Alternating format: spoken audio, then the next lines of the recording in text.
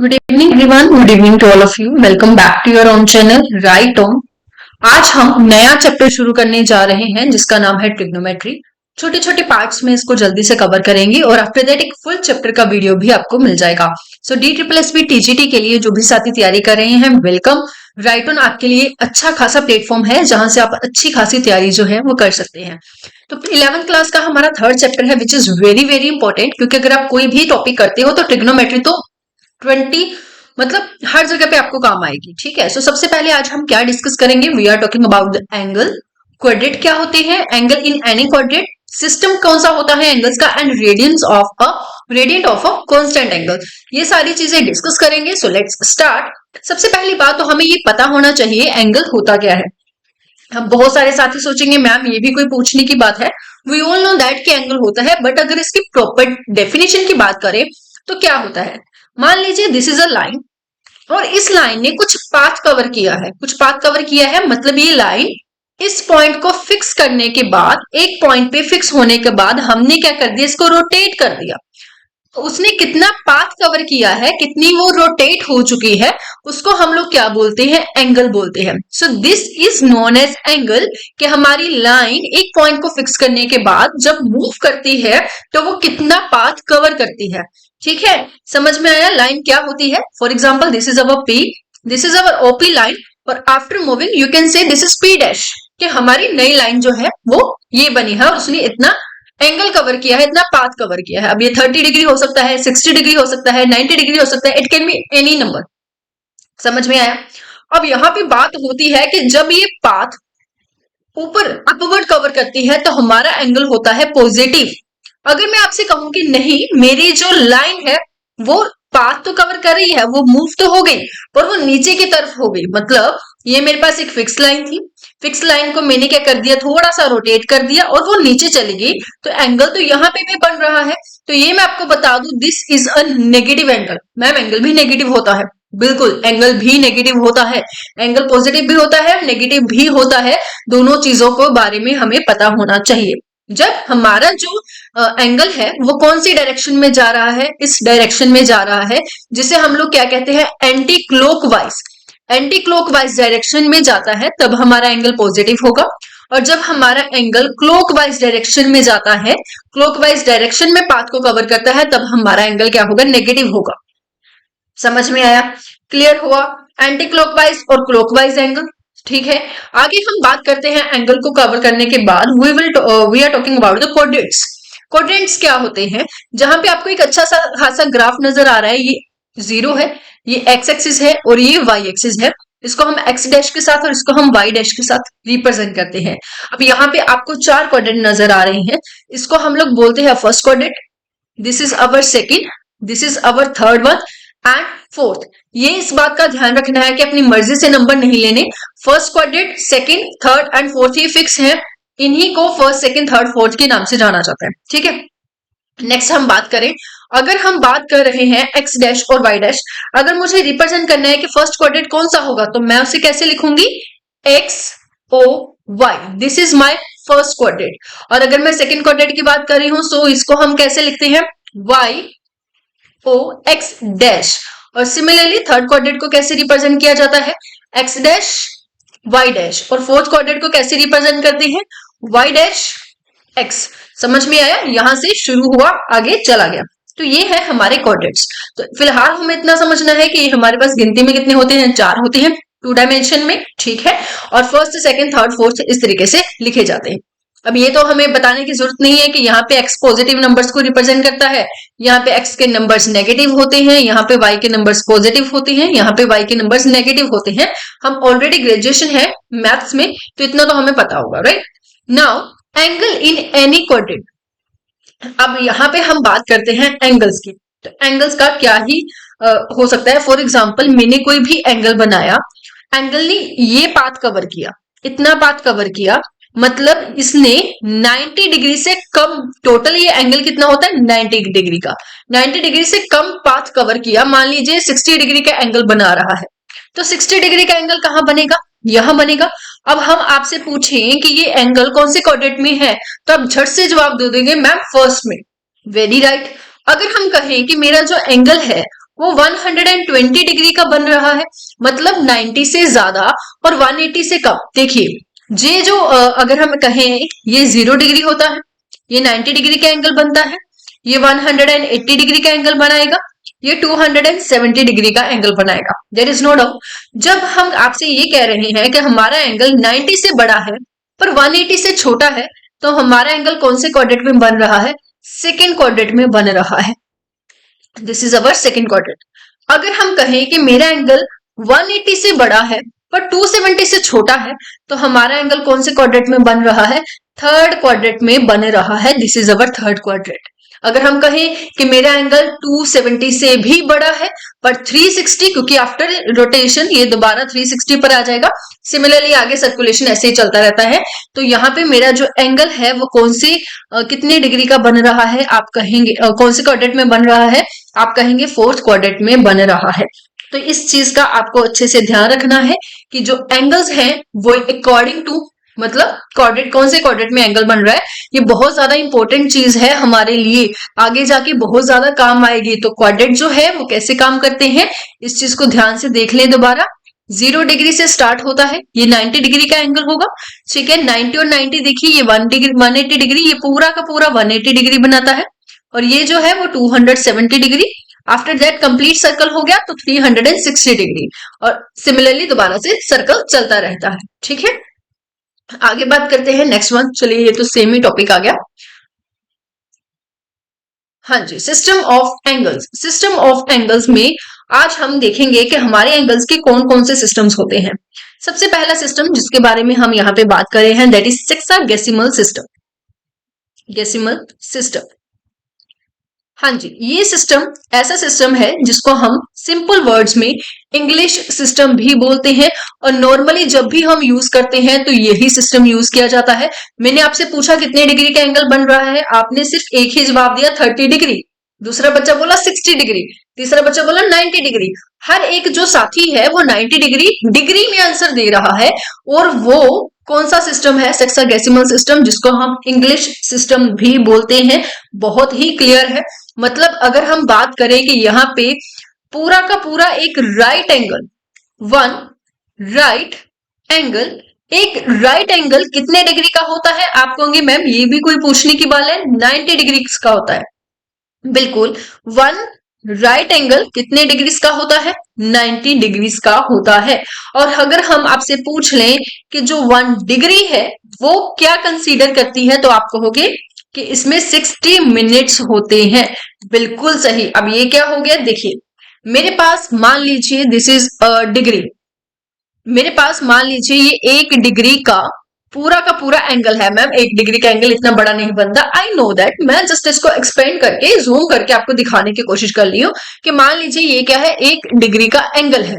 1 degree का angle कितने minute से मिलकर बना है? ऐसे 60 मिनट्स को मिलाकर जब छोटे छोटे 60 मिनट्स के कवर हो जाते हैं, तब जो एंगल बनता है उसको हम लोग कितने डिग्री का एंगल बोलते हैं? 1 डिग्री का एंगल बोलते हैं।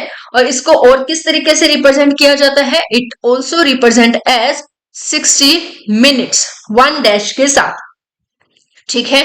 और अगर हम बात करें मैम 1 मिनट में कितने होते हैं, तो आप कहोगे 1 मिनट में 60 सेकेंड्स होते हैं। जैसे हमारे टाइम काम करता है बिल्कुल वैसे ही 60 सेकेंड्स। तो ये है हमारा सेक्सागेसिमल सिस्टम।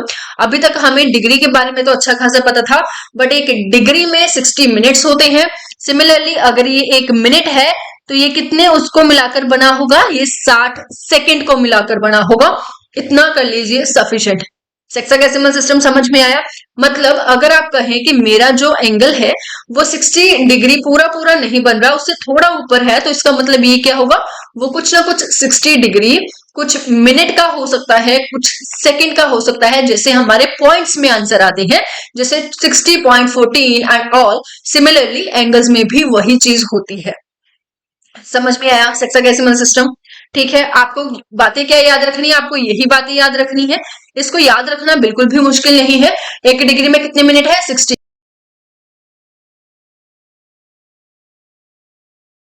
लाइन का तरीका आपके सामने है। अब हम डिस्कस करेंगे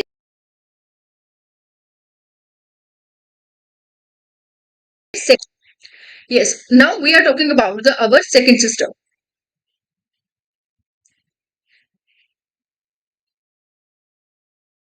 बात करते हैं हमारे सेकंड सिस्टम के बारे में। सेकंड सिस्टम कौन सा सिस्टम है? सेंटेसिमल सिस्टम, ठीक है, जिसको हम लोग क्या बोलते हैं? फ्रेंच सिस्टम भी बोलते हैं। ये इतना यूज नहीं किया जाता, बट ये टोटली एक तरीके से कॉपी है किसकी? हमारी डिग्री वाले सिस्टम की। This is also known as French system, but हम सारी बात कभी भी डिग्री में ही करते हैं, ग्रेड में नहीं करते। और हमारा जो चैप्टर है वो भी इसी तरीके से। रेयर कोई क्वेश्चन आ गया तो क्या कहना, ठीक है, इसलिए पता होना चाहिए। सेंटेसिमल सिस्टम कौन सा सिस्टम होता है? वो सिस्टम जिसमें अगर हम बात करें डिग्री में, क्या होता है? एक राइट एंगल होता है 90 डिग्री का, बट इसमें क्या होता है? एक राइट एंगल जो है, एक राइट एंगल जो है वो 100 ग्रेड के साथ बना होता है।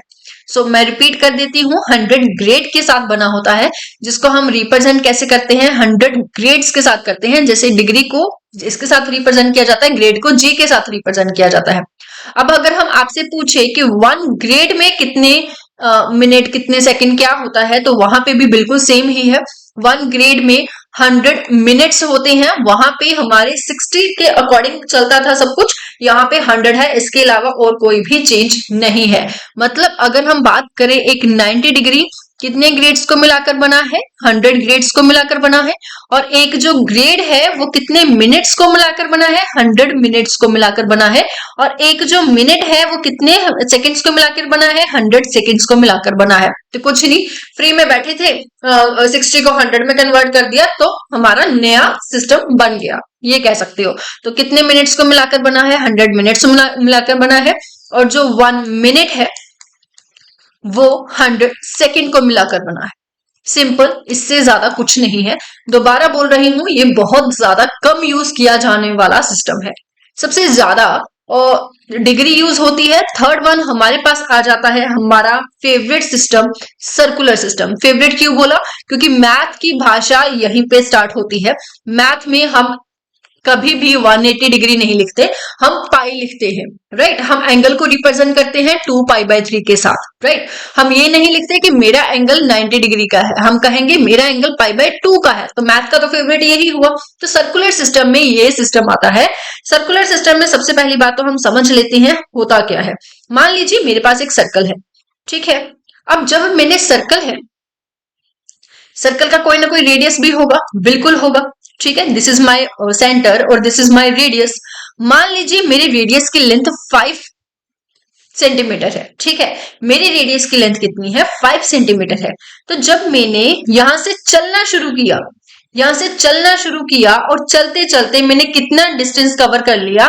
मैंने 5 सेंटीमीटर का डिस्टेंस कवर कर लिया। ध्यान से, जितना मेरा रेडियस है मुझे उतना ही डिस्टेंस कवर करना है। रिपीट कर रही हूं, जितना मेरा रेडियस है मुझे उतना ही डिस्टेंस कवर करना है।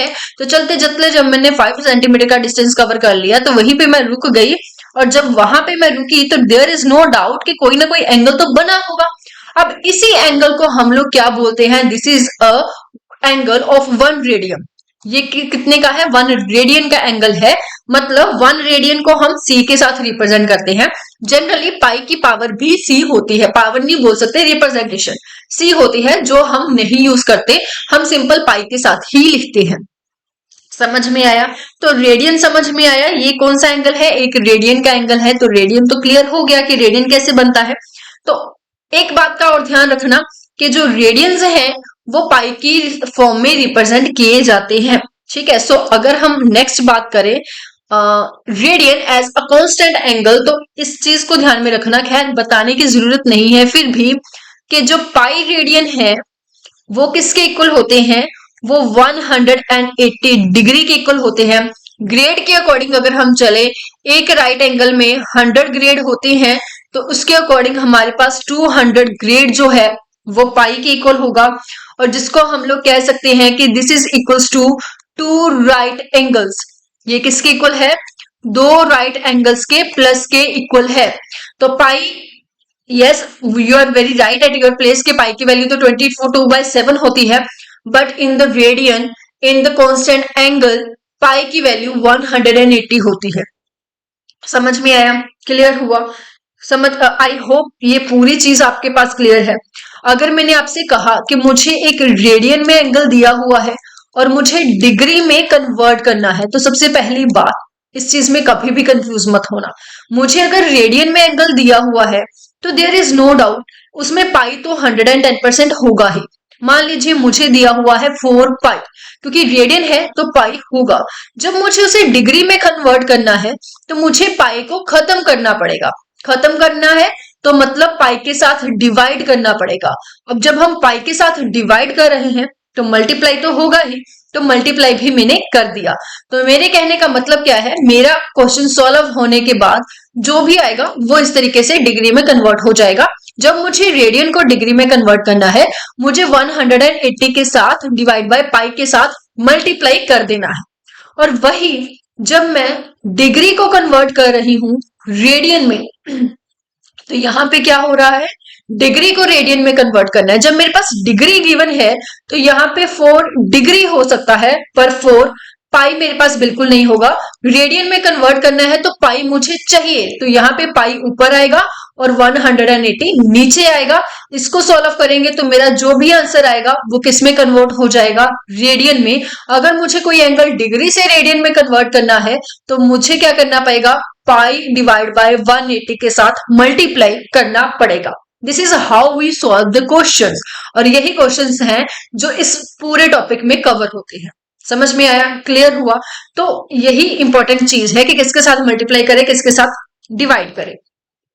ठीक है, दोबारा बता देती हूं। अगर मैं आपसे पूछूं कि 1 डिग्री में कितने रेडियंस होते हैं, तो आप कहोगे मैम 1 डिग्री मतलब 1 पाई बाय 180। बिल्कुल सही।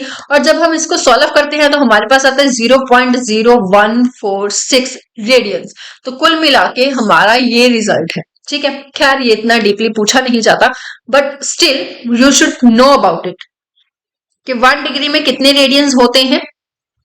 और अगर हम बात करें कि 1 रेडियन में कितने डिग्रीज होते हैं, तो 1 रेडियन में 57 डिग्री, यहाँ पे मैं 6 की जगह 7 करना चाहूंगी। 57 डिग्री 16 मिनट 45 सेकंड्स होते हैं। ये हमारे मास्टर कैडर में पूछे जाने वाले आम क्वेश्चन हैं। सो आपको भी इनके बारे में नॉलेज होनी चाहिए कि 1 डिग्री में कितने रेडियंस होते हैं और 1 रेडियन में कितनी डिग्रीज होती हैं। ठीक है, ओके, यस और नो। चलिए आगे बढ़ते हैं और बातों को डिस्कस करते हैं। इंपॉर्टेंट रिजल्ट करने से पहले एक टेबल है हमारे पास जो सारी वैल्यूज आपकी क्लियर कर देगा। मतलब अगर आपके पास डिग्री में कोई भी एंगल गिवन है, मान लीजिए 30 डिग्री, तो उसको हम रेडियन में कैसे लिखते हैं, उसको हम रेडियन में लिखते हैं पाई बाय 6। मैम हमको याद कैसे होगा? खैर मेरे अकॉर्डिंग आपके याद होगा ऑलरेडी, क्योंकि आप अच्छे खासे मैथ्स टीचर हो, but still if you don't know तो आप पाई को 180 लिख सकते हो, डिवाइड किया 6 के साथ, तो मेरे पास कितना आ गया 30। याद करने का तरीका, राइट? अदरवाइज मेथड आपको सबको मैंने समझा दिया कि 30 को अगर रेडियन में कन्वर्ट करना है तो पाई बाय 180 के साथ सॉल्व कर दे, तो पाई बाय 6 मेरा आंसर आ जाएगा। और हमेशा जनरल रिजल्ट है ये आपके फटाफट याद होनी चाहिए कि 45 डिग्री को हम हमेशा पाई बाय 4 लिखते हैं, 60 डिग्री को हम हमेशा पाई बाय 3 लिखते हैं, 90 डिग्री को हम हमेशा पाई बाय 2, 180 डिग्री को हम लिखते हैं पाई। इसके बाद अगर हम बात करें 270 डिग्री को हम रिप्रेजेंट करते हैं 3 पाई बाय 2 के साथ, और 360 डिग्री को हम रिप्रेजेंट करते हैं 2 पाई के साथ। क्लियर है? चले आगे बढ़े। Next one is an important result. What do you mean by the important result? Important result में कुछ नहीं है। अब मैंने आपसे कहा था कि जब मेरे पास एक सर्कल है, एक सेंटर है, सेंटर का कुछ ना कुछ रेडियस है, और रेडियस के बाद मैंने आपसे कहा था कि मैंने जो लेंथ कवर की है वो जितना मेरा रेडियस है उतनी ही लेंथ कवर की है। यही बोला था ना मैंने आपसे कि जितना मेरा रेडियस है उतनी मैंने लेंथ कवर की। चल आगे चल पड़ी तो मेरे पास जो एंगल बनेगा वो 1 रेडियन का एंगल बनेगा। मैम हाँ जी यही बताया था। पर क्या आपको लगता है मैथ इतना सिंपल है? अब इन्होंने एक नई कॉम्प्लिकेशन खड़ी कर दी। इन्होंने कहा आपने रेडियस के बराबर नहीं चलना, आपने थोड़ा ज्यादा या कम चलना है। मतलब आपने कोई और लेंथ कवर करनी है, और कोई और लेंथ तो कितनी भी हो सकती है। जनरली हम इसको ले लेते हैं एल।